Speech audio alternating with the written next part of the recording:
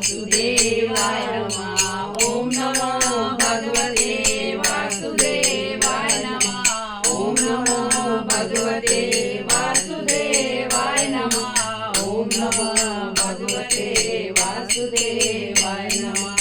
ओम नमो भगवते वासुदेवाय नमः।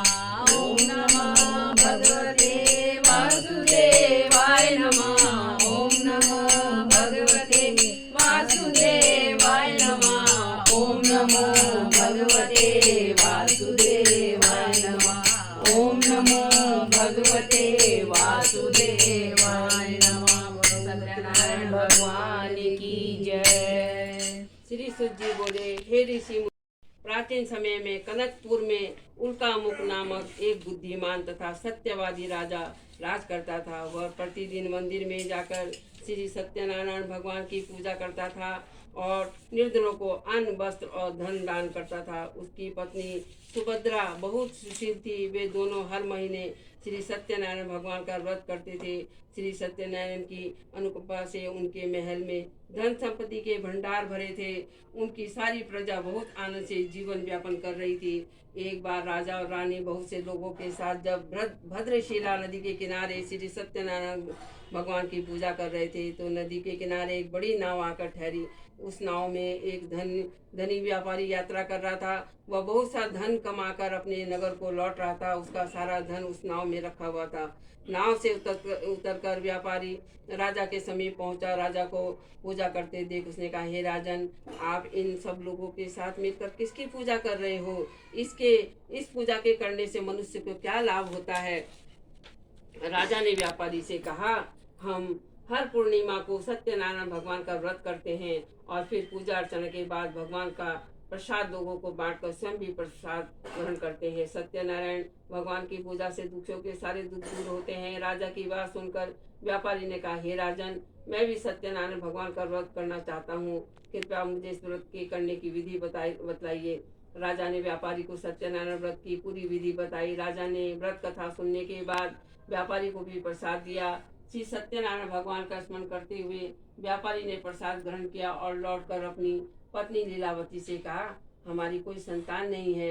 यदि सत्यनारायण भगवान की अनुकंपा से हमारी कोई संतान हुई तो मैं श्री सत्यनारायण भगवान का व्रत अवश्य करूंगा। व्यापारी का ऐसा निश्चय करने के कुछ समय बाद लीलावती गर्भवती हुई। 10वें महीने में उसने एक सुंदर कन्या को जन्म दिया। व्यापारी ने पुत्री जन्म पर बहुत खुशियां मनाई, लेकिन सत्यनारायण भगवान का व्रत नहीं किया। जब उसकी पत्नी लीलावती ने अपने पति से व्रत करने के लिए कहा तो वह बोला, अभी क्या जल्दी है, इसका विवाह होगा तो मैं अवश्य श्री सत्यनारायण भगवान का व्रत करूंगा। अपने पति के वचन सुनकर लीलावती चुप रह गई। व्यापारी की कन्या कलावती शुक्ल पक्ष के चंद्रमा की तरह बढ़ने लगी। एक दिन व्यापार में बहुत सा धन कमाकर घर लौटे व्यापारी ने अपनी बेटी को सहेलियों के साथ उपवन में घूमते देखा तो उसे उसके विवाह की चिंता होने लगी। व्यापारी ने कलावती के लिए योग्य वर ढूंढने के लिए अपने सेवकों को दूर दूर नगरों में भेजा। व्यापारी के सेवक कंचनपुर नगर में पहुंचे। उस नगर में उन्होंने एक वणिक पुत्र को देखा। वणिक पुत्र अत्यंत सुंदर और गुणवान था। सेवकों ने वापस लौटकर व्यापारी को उस वणिक पुत्र के बारे में बताया। व्यापारी उस सुंदर लड़के को देखकर बहुत प्रसन्न हुआ और कलावती का विवाह बहुत धूमधाम से उसके साथ कर दिया। दहेज में उसने वणिक पुत्र को बहुत सा धन दिया। कलावती का विवाह भी हो गया, लेकिन व्यापारी ने भी श्री सत्यनारायण भगवान का व्रत नहीं किया। लीलावती ने अपने पति से कहा, हे नाथ, आपने कलावती के विवाह पर श्री सत्यनारायण भगवान का व्रत करने का निश्चय किया है, अब तो आपको व्रत कर लेना चाहिए। पत्नी की बात सुनकर व्यापारी ने कहा, अभी तो मैं अपने दामाद के साथ व्यापार के लिए जा रहा हूँ। व्यापार से लौटने पर श्री सत्यनारायण भगवान का व्रत पूजा अवश्य करूँगा। यह कहकर व्यापारी ने कई नाव में सामान भरा और अपने दामाद तथा सेवकों के साथ व्यापार के लिए निकल पड़ा। उस व्यापारी द्वारा बार बार व्रत का निश्चय करने और फिर व्रत न करने से सत्यनारायण भगवान क्रोधित हो गए और व्यापारी को दंड देने का निश्चय किया। व्यापारी अपने दामाद के साथ रत्नासारपुर में पहुंचकर व्यापार करने लगा। एक दिन कुछ चोर महल में चोरी करके भाग रहे थे। सैनिक उनका पीछा कर रहे थे। भागते हुए चोरों ने सैनिकों के बचने के लिए चोरी का धन अवसर पाकर व्यापारी की नाव में छिपा दिया। चोरों का पीछा करते हुए सैनिक व्यापारी के पास पहुंचे। उन्होंने व्यापारी की नाव की तलाशी ली तो उन्हें राजा का चोरी गया धन मिल गया। तब सैनिक व्यापारी और उसके दामाद को बंदी बनाकर राजा के पास ले गए।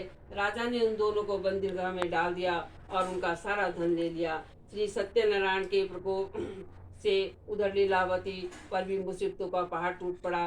उसके घर में चोरी हो गई। चोर सारा धन चुरा कर ले गए। घर में खाने के लिए अन्न भी नहीं बचा। भूख प्यास से व्याकुल होकर व्यापारी की बेटी कलावती एक ब्राह्मण के घर गई। उस ब्राह्मण के घर में श्री सत्यनारायण भगवान की व्रत कथा हो रही थी। उसने भी वहाँ बैठकर व्रत कथा सुनी और प्रसाद लिया। घर लौटकर कलावती ने अपनी माँ लीलावती को सारी बात बताई। कलावती से श्री सत्यनारायण भगवान की व्रत कथा की बात सुनकर लीलावती ने भी व्रत करने का निश्चय किया। अगले दिन लीलावती ने अपने परिवार और आसपास के लोगों के साथ श्री सत्यनारायण भगवान की पूजा की। पूजा के बाद सबको प्रसाद बांटकर स्वयं भी ग्रहण कर लिया। लीलावती ने अपने पति और दामाद के घर लौट आने की मनोकामना से श्री सत्यनारायण भगवान का व्रत किया था। लीलावती के विधि पूर्वक व्रत करने और प्रसाद ग्रहण करने से श्री सत्यनारायण भगवान ने प्रसन्न होकर उसकी मनोकामना पूरी की।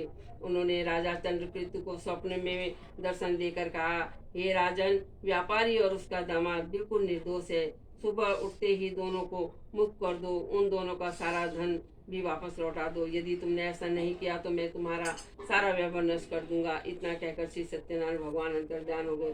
प्रातः होते ही राजा चंद्रकेतु ने अपने मंत्रियों और राज ज्योतिषियों को रात के स्वप्न की बात बताई तो सबने व्यापारी और उसके दामाद को छोड़ देने के लिए कहा।